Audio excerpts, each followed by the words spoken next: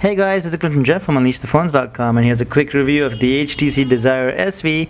It's an affordable new device from HTC running Android 4.0 ICS, except this time around it's a dual SIM phone.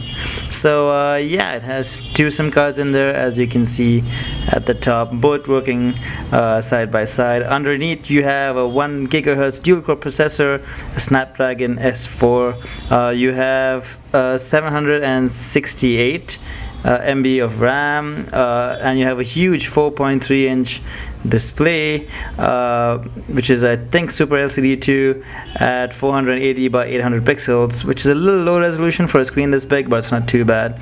At the back you'll see you have a 8 megapixel camera with a single LED flash right there. The build quality is mostly plastic, but as you might make out, the soft touch plastic is nice, but it does catch finger grease fairly easily, which is a bit of a problem, so you will be wiping this quite a lot. The phone is a little large, but it is easy to hold because of the curve along the back. It measures 129 by 67 by 10 millimeters, and it weighs about 131 grams, so it is a little heavy, but it's still easy enough to hold and use because of the curves all around. The one thing about the weight though is that it really does make you think that this has really solid build quality, which it does. You could probably drop this a couple times and it might still survive, because it really is that good build quality. Just to give you a little tour of the buttons all around, at the front you have the Android ICS buttons right there for back, home, and the recent apps button. You'll notice that the recent apps UI is different from the one on the 1 series where you have a horizontal list. Here you just have the usual Android ICS list where you can just swipe to close an app right there. So at the top you have a very nicely designed earpiece. I'm not sure if you can see that. You have a notification light hidden right there. You don't have any front-facing camera, unfortunately, so that is a bit of a miss. Along the sides you have the volume rocker right there. It's a little hard to find because it's so flush with the device, but it's not too bad. Once you do press it, it has a lot of feedback, so it's not too bad at all. At the top right there you have a 3.5mm audio jack, and I'm not sure if you can see this, but you have the power key right there, but again it is very flush with the device, so it is a little hard to find, but yeah, not too bad at all. This takes a little getting used to, I guess. At the bottom you have a standard micro USB port right there. No complaints as such. It works just as you'd expect it to transfer data and to charge the device. And yeah, right over here you have the tiny little loudspeaker grill, which actually is quite loud. Good enough for conference calls or while you're in the car and you need to answer a phone call really urgently. You also have the prominent yet subtle HTC branding right there with the Beats Audio logo, because it does feature Beats Audio right inside. So yeah, let's talk a little bit about the UI now. You have HTC Sense version 4.1 running on Android ICS, which isn't too bad at all. It has a nice bunch of functionality all right in there. It's also quite fast, as you can see, but there is the occasional bit of lag here and there, which you will notice.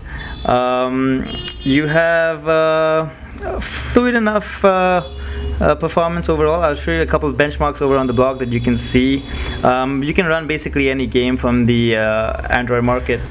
Alright, talking a little bit about the on-screen keyboard, it's pretty good and easy to use. It's nicely spaced out too, so you won't actually make too many spelling mistakes like I did right there.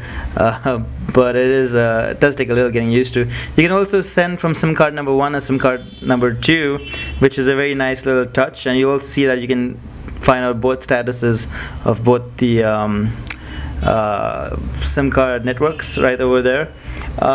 Just to quickly demo the browser for you, you have the stock browser somewhere in here, and it works pretty okay. It does take a little while to load, but it does struggle on heavy websites, for example, but it's not too bad. You also have Adobe Flash support right there, but you can turn off Flash right from the screen right there. It's also worth noting that you can only use one SIM card for your data network, which is the SIM card that you set as your preferred SIM card. I'm just going to quickly show you that in the dual SIM network manager.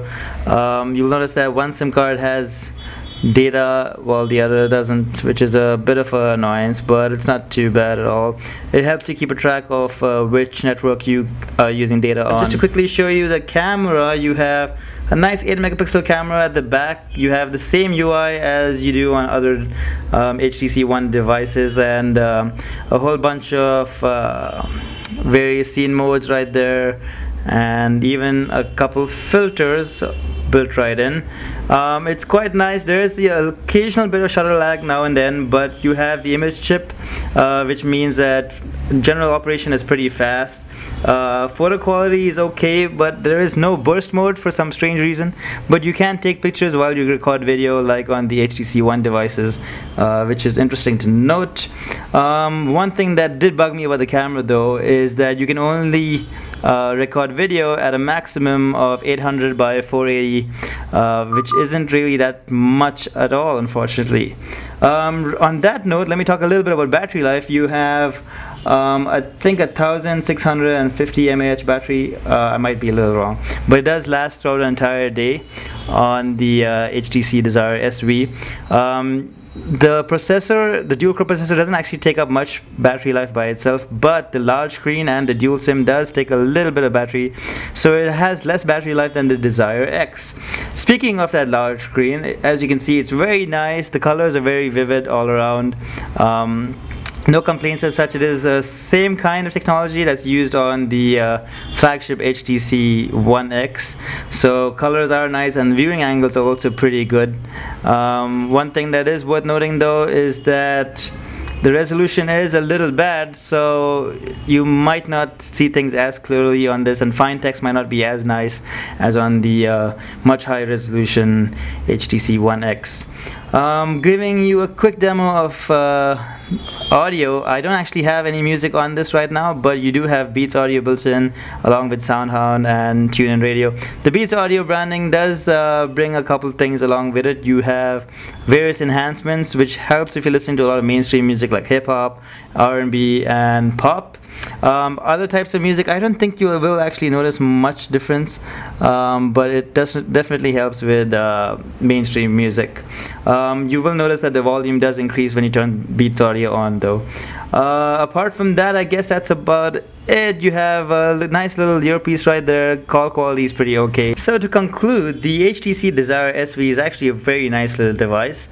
I would imagine that there are two reasons why you want to get this phone. Either you like the Desire X and want a dual SIM version of this, which is the Desire SV, or you really want a dual SIM phone that doesn't have really bad specs. Most of the dual SIM phones out there have very budget specs and aren't too great, but with the Desire SV you actually do have some pretty decent specs. This actually is the best specs you can get on a dual SIM device, so if you're considering getting a dual SIM phone with decent specs, I guess this is the best choice you have. If you're thinking about getting an Android phone, then don't mind a single SIM. There are various other phones you can consider, like the Desire X from HTC, or the One V, or even Sony's Xperia P, which are around the same price range. Thanks for watching, guys. This is a quick review of the Desire SV. There are a lot more details over on our written review at unleashthephones.com, but if you have any questions, let me know over in the comment section below.